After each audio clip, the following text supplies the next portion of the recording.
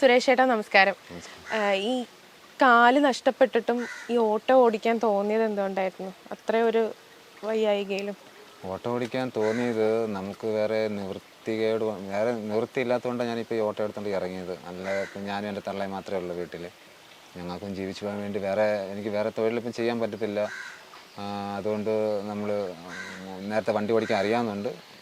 ഇപ്പോൾ നമ്മുടെ വസ്തു ബോണ്ട് വെച്ചാൽ നേരത്തെ ചികിത്സയായിട്ട് കാര്യങ്ങളൊക്കെ പോയതും പിന്നെ കുറച്ച് സഹായങ്ങളെല്ലാം ഉണ്ട്. ഞാൻ പിന്നെ 10,000 ചാനലൊക്കെ ചെയ്ത് കുറച്ച് സഹായങ്ങളുണ്ടായിരുന്നു, എല്ലാം ചെയ്ത് കഴിഞ്ഞിട്ട് ഇപ്പം വീട്ടിൽ വന്നിരുന്ന് കുറച്ച് ഒരുപാട് ബുദ്ധിമുട്ടായി. ഗുളി മേടിക്കാനായാലും ഇപ്പം ഞങ്ങളുടെ കാര്യത്തിനായാലും ഒരുപാട് ബുദ്ധിമുട്ടായപ്പോഴത്തേന് പിന്നെ ഞങ്ങൾ സൊസൈറ്റിയിൽ പോയി സംസാരിച്ച് വസ്തു റീബോണ്ട് വെച്ചിട്ട് പിന്നെ ഒരു ആട്ടോ എടുത്താണ്. ഇപ്പം അങ്ങനെ എടുത്ത് ഞാൻ ജീവിക്കാൻ വേണ്ടി ഒരു മാർഗം തിരഞ്ഞെടുത്ത് ഞാൻ ഇറങ്ങിയതാണ്. ഈ ഒരു ഭാഗത്തെന്ന് പറഞ്ഞാൽ നമ്മൾ വന്നപ്പോൾ തന്നെ ഭയങ്കര ബുദ്ധിമുട്ടായിരുന്നു ഈ ഒരു സ്ഥലത്തേക്ക് എത്തിപ്പെടാൻ വേണ്ടി. വീട്ടിലേക്ക് എത്താനായിട്ട് അതിലേറെ കഷ്ടമാണ്. കാരണം എന്താണെന്ന് വെച്ചാൽ കയറ്റവും ഇറക്കവും അല്ലെങ്കിൽ കല്ലുകളും ഒക്കെയാണ്. റോഡോ ഒന്നും മര്യാദക്കുള്ള ഒരു റോഡോ കാര്യങ്ങളോ ഞാൻ കണ്ടില്ല. ചേട്ടൻ എത്രമാത്രം ബുദ്ധിമുട്ടായിരിക്കും എന്നുള്ളത് എനിക്ക് ഊഹിക്കാവുന്നതേ ഉള്ളൂ. ഓട്ടോ താഴ്ത്താണ് ഇടുന്നത്, വീട് കുറച്ചുകൂടി മുകളിലാണ്. എങ്ങനെയാ ഇത് രാവിലെ ഇപ്പൊ ശീലമായതുകൊണ്ട് കുഴപ്പമുണ്ടാവില്ല? ശീലമായേണ്ടതല്ല, നമ്മുടെ പെങ്ങളുടെ പിള്ളേരെ വിളിക്കുന്നത്. പെങ്ങളുടെ പിള്ളേരാണ് വരുന്നതും. അവരെന്നെ രാവിലെ ഞാൻ വിളിക്കും, ചിലപ്പോൾ കൊണ്ടുപോകും, എന്നെ തിരിച്ച് ഇവിടെ കൊണ്ടുപോകും. രാത്രി വൈകിട്ട് വരുമ്പോൾ വിളിക്കും, തിരിച്ച് എന്നെ വീട്ടിൽ കൊണ്ടാക്കും. ചില സമയങ്ങളിൽ ഇവരെ കിട്ടത്തില്ല, ചില സമയങ്ങളിൽ പോകാനും പറ്റത്തില്ല. അന്നേരം നമുക്കിപ്പോൾ ഒരു ബാത്റൂമിൽ പോകണമെങ്കിലോ ഒന്ന് കുളിക്കാൻ പോകണമെങ്കിലോ അപ്പോൾ ഒരുപാട് ബുദ്ധിമുട്ട്. ചില സമയങ്ങളിൽ നമുക്കിപ്പോൾ എപ്പോഴും പെങ്ങളുടെ പിള്ളേരെ കിട്ടണമെന്നില്ല. അതിപ്പോൾ അവരെ കുറ്റം പറഞ്ഞിട്ട് കാര്യമില്ല. അവർ പല കാര്യങ്ങൾക്ക് അങ്ങോട്ടും ഇങ്ങോട്ടൊക്കെ പോകേണ്ടി വരും. ആ സമയങ്ങളൊക്കെ ഞാൻ ഒരുപാട് ബുദ്ധിമുട്ടിയിരുന്നു. പിന്നെ എൻ്റെ ഈ ഇടയ്ക്ക് എൻ്റെ അമ്മ ഒന്ന് മറിഞ്ഞ് വീണ് കൈ ഒന്ന് ഒടിഞ്ഞായിരുന്നു. അങ്ങനെ ആസ്തിലായപ്പോഴാണ് എനിക്ക് ഒരുപാട് ബുദ്ധിമുട്ടാണ്. എനിക്കൊന്ന് അവരെ അടുത്തിരിക്കാനോ അല്ലെന്നുണ്ടെങ്കിൽ അവരെ ശുശ്രൂഷിക്കാനോ ഒരു വെള്ളം എടുത്ത് കൊടുക്കാനോ ചോറെടുത്ത് കൊടുക്കാനോ ഒന്നും പറ്റാത്തൊരവസ്ഥയായിപ്പോയി. അങ്ങനെയാണ് ഞാൻ ഈ ചാനലിൽ വിളിച്ച് ഇതിനെ ഏർപ്പെട്ടതും. ഒരു വീഡിയോ ചെയ്ത് എനിക്ക് കാല് അത്യാവശ്യമായിട്ട് വേണമെന്നുള്ളത്. എന്നെക്കൊണ്ട് മേടിക്കാൻ നിവൃത്തിയില്ല. നമുക്ക് മുട്ടിന് താഴൊക്കെ ഉള്ള എന്തെങ്കിലും പൈപ്പറിൻ്റെ കാല് നമുക്ക് മേടിച്ചു, അത് കൂടി ഒരു 10-20 ആവും. ഇതിൽ മുട്ടിന് മേളിലായതുകൊണ്ട് പൈപ്പിൻ്റെ കാല് വേണം, മുട്ട് വളയുന്ന മോഡലാണ്. പക്ഷേ അതിനൊക്കെ നമ്മളെ കൊണ്ട് നിവർത്തിയുന്നില്ല. അതൊക്കെ ചുരുട്ട് പൈസ, അതൊക്കെ ഒരു പുറത്താകുമെന്നൊക്കെ അവർ പറയുന്നത്.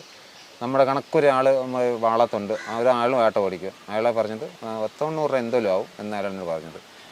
അങ്ങനെ ഇപ്പോൾ ഈ അമ്മയുടെ ബുദ്ധിമുട്ട് വന്നപ്പോഴാണ് പിന്നെ ഈ ഇടയ്ക്ക് പിള്ളേരെ ഇപ്പോൾ സ്കൂൾ തുറക്കാൻ പിന്നെ ഇവർ ഒട്ടും കിട്ടത്തില്ല അവരെ. പിന്നെ അന്നേരം എൻ്റെ ബുദ്ധിമുട്ട് അങ്ങോട്ട് ഇറങ്ങി പോകാനുള്ള അതിന് മുമ്പേ ഒരു കാല് വെക്കണം എന്നുള്ള കാല് വെക്കാം. അതിന് വേണ്ടിയാണ് ഞാനിപ്പോൾ പരിശ്രമിച്ചുകൊണ്ടിരിക്കുന്നത്. അതുകൊണ്ടാണ്, അല്ല വേറെ നിവൃത്തിയില്ലാത്തതുകൊണ്ടാണ്. ചേട്ടൻ എന്തായിരുന്നു സംഭവിച്ചത്? കാലിന് എന്തായിരുന്നു സംഭവിച്ചത്? അത് നരമ്പിനകത്ത് ബ്ലഡ് ബ്ലോക്ക് ആയതാണ്.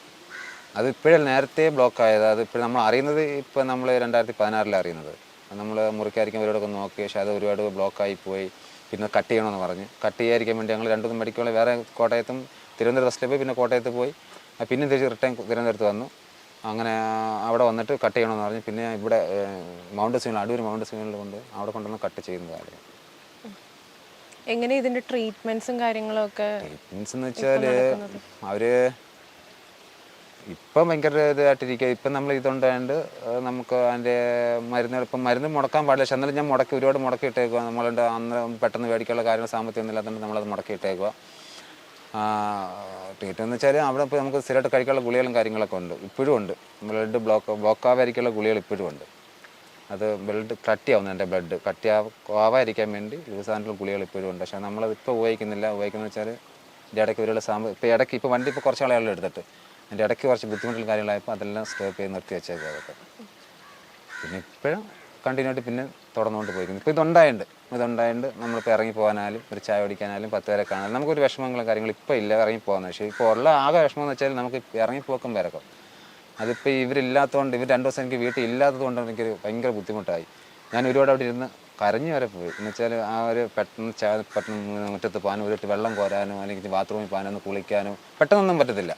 നമുക്ക് എല്ലാത്തിലും കസാരയെ കൊണ്ട് പിടിച്ചുകൊണ്ട് ഒന്തിയൊക്കെ ചെന്ന് അല്ലെങ്കിൽ അവിടെ എല്ലാം പോയിരിക്കും, അങ്ങനെയൊക്കെ പറ്റത്തുള്ളൂ. അങ്ങനെ ഒരുപാട് ബുദ്ധിമുട്ടി വീട്ടിൽ ഇരുന്ന് ഞാനൊന്ന് ഭയങ്കരമായിട്ട് സങ്കടമായി കരയൊക്കെ ചെയ്ത്. അങ്ങനെ ഞാൻ അനന്തചേട്ടനെ വിളിക്കുന്നതും ചെയ്തേ എനിക്കൊരു കാലം എവിടെയെങ്കിലും ഒപ്പിച്ച് കിട്ടിയേ പറ്റും, എനിക്ക് തന്നേ പറ്റും. എനിക്ക് എങ്ങനെയെങ്കിലും എന്നെ കൊണ്ട് നിവർത്തിയില്ല. നിങ്ങൾ ആരെങ്കിലും ഇത് വീഡിയോ ചെയ്ത് ഏതെങ്കിലും ജനങ്ങൾ വഴി എനിക്ക് ഒരു കാലം ഒപ്പിച്ച് തരണമെന്ന് ഞാൻ അനന്തചേട്ടനോട് പറഞ്ഞു. അങ്ങനെ അനന്തചേട്ടൻ വന്ന് വീഡിയോ ചെയ്തു. പക്ഷേ അതൊരു ഓഫർ ഉണ്ടായിരുന്നു. പക്ഷേ അത് ഇവിടെ അല്ലാതെ അങ്ങ് ഡൽഹി വരെ പോയിട്ട് വരാനുള്ള നിവൃത്തി അതുപോലും എൻ്റെ നിവൃത്തിയില്ല. അതിപ്പോൾ നമ്മൾ അവരെ കൊണ്ട് പോക്ക് കിടക്കത്തില്ല.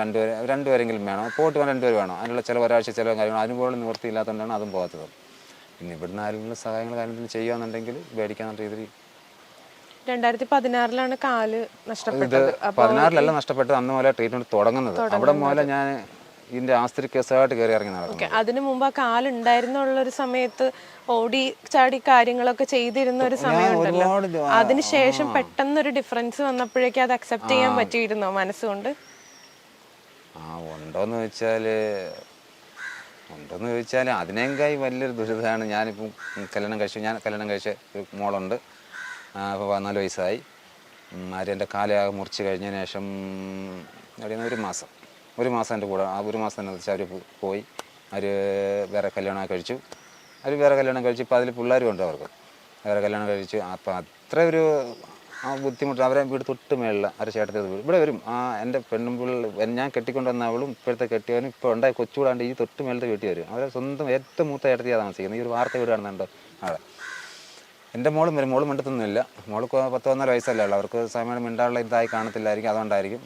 അതിൽ കൂടുതൽ വിഷമമൊന്നും ഇപ്പോൾ എനിക്ക് കാല് മുറിച്ചില്ല. പക്ഷെ എനിക്കിപ്പോൾ ഈ വിഷമം വെച്ചാൽ എന്നെ ഇറങ്ങി നടക്കാൻ എൻ്റെ വെച്ച് താമസിച്ച് വീട്ടിൽ വന്നാലും അലച്ച് രാവിലെ ഇറങ്ങി പോകണമെങ്കിൽ ഒരു ഓട്ടത്തിന് ഇറങ്ങി പോകണമെന്ന് വെച്ച് താമസിച്ച് വന്നാലും എനിക്ക് ഒറ്റയ്ക്ക് ഇവരാരും സഹായം കയറിപ്പോകാൻ വേണ്ടിയാണ് ഇപ്പോൾ ഒരു ഇത് ചെയ്യാനുള്ളത്. ഈ കാലിൻ്റെ പേരിൽ ഒരുപാട് ബന്ധങ്ങൾ നഷ്ടപ്പെട്ടിട്ടുണ്ടല്ലേ? ഒരുപാട് അതൊന്നും പറയാതിരിക്കുന്നില്ല. അതൊക്കെ പറഞ്ഞ് ഞാനും സങ്കടപ്പെടും, കരയും. അതൊന്നും മോളിപ്പോ മിണ്ടാത്തതിന്റെ റീസൺ എന്താ? മോള് മിണ്ടാത്ത റീസൺ എന്താണെന്ന് വെച്ചാൽ അറിയത്തില്ല. അതിന് അവർക്ക് 10-14 വയസ്സല്ലേ ഉള്ളൂ. അവർ നമുക്ക് ഇങ്ങോട്ട് വന്ന് മിണ്ടി അവരെന്തെങ്കിലും അടിക്കുകയോ എന്തെങ്കിലും ചെയ്താലും അപ്പോൾ അവർക്ക് ഇഷ്ടമല്ലായിരിക്കും, മോൾക്ക് ഇഷ്ടമായിരിക്കും. ചില മോൾക്ക് മിണ്ടാൻ താല്പര്യം അങ്ങനെ കാണിച്ച് അവരെ എന്തെങ്കിലും ഉപദ്രവിക്കുന്നവരെ പേടിച്ചായിരിക്കാം. അച്ഛനാണെന്നുള്ളൊരു അതറിയാമല്ലോ. അതിനി അവൾക്ക് തോന്നുന്ന സമയത്ത് വരട്ടെ. അവൾക്ക് ഒറ്റയ്ക്ക് തീരുമാനമെടുക്കുന്ന സമയമുണ്ടല്ലോ, ഇന്ന് വരട്ടെ എന്ന് വിചാരിച്ചു. മോൾക്കറിയോ അച്ഛന് കാല് നഷ്ടപ്പെട്ടിട്ടുണ്ട്? പിന്നെ അറിയായിരിക്കും. പിന്നെ ഞാനിപ്പോൾ ഇതിലിപ്പോൾ നടന്ന് പോകുന്നതും വരുന്ന ചില സമയങ്ങൾ അവരോട് വരുമ്പോൾ കാണുന്നില്ലേ, അവരെ കാണുന്നത്, അവരെല്ലാവരും കാണുന്നതാണ്. ഞാൻ പോകുന്നതും വരുന്നതെല്ലാം അവർ കാണുന്നുണ്ട്. അങ്ങനെ എന്തെങ്കിലും നേരിട്ട് കണ്ടിട്ടുള്ള സാഹചര്യങ്ങൾ ഉണ്ടായിട്ടുണ്ടോ? അല്ലെങ്കിൽ മോള് വരുന്നു? ഇല്ല, അങ്ങനെ നേരിട്ട് കണ്ടിട്ട് സാഹചര്യം ഉണ്ടല്ലോ. പക്ഷെ അവരിവിടെ നിൽക്കുന്നത് കണ്ടിട്ടുണ്ട്. മോളും ഞാൻ കട്ടിക്കൊണ്ടുവന്ന് ഇവിടെയൊക്കെ നിൽക്കുന്നത് കണ്ടിട്ടുണ്ട്. നമ്മളെ മൈൻഡൊന്നും ചെയ്യാറില്ല. ഞാൻ അമ്മയോടും മിണ്ടാറില്ല. സങ്കടങ്ങളാണെങ്കിൽ ഒരുപാട് സങ്കടങ്ങളേ ഉള്ളൂ. പിന്നെ ഇപ്പോൾ ഈ വണ്ടി കൊണ്ട് ഇറങ്ങി നടക്കുന്നുണ്ടാണെങ്കിൽ ഇതെല്ലാം ഉള്ളിൽ വെച്ച് കൂട്ടുകാരുടെ തമാശയും കാര്യങ്ങളൊക്കെ പറഞ്ഞ് അവിടെ ഇരിക്കും. വീട്ടിൽ ഇരുന്ന് നമ്മൾ ഓരോ കാര്യങ്ങൾ ഓർത്തിങ്ങനെ ഇരുന്നത്.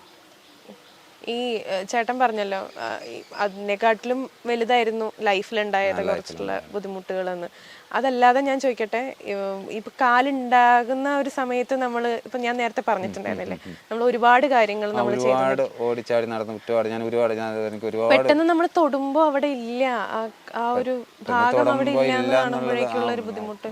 മടിക്കൊള്ളച്ച് മുറിച്ച് അത് കട്ട് ചെയ്യണമെന്ന് പറഞ്ഞാൽ ഒരുപാട് ഇതൊക്കെ ആയി. പിന്നെ അത് കാല് അവിടെ ബ്ലഡ് ഫുള്ള് താപ്പിട്ട് ബ്ലോക്കായി, അവിടെ മുറിവായി. പിന്നെ മുറിക്കറിയത്തില്ലെന്നായി. എന്നിട്ട് അത് ബ്ലഡ് ഓട്ടം തുടങ്ങുന്ന ഭാഗം വരെ ഇല്ലാത്ത ഭാഗം വരെ കട്ട് ചെയ്ത് കളഞ്ഞാൽ കറക്റ്റ് ആവും എന്നൊക്കെ പറഞ്ഞ്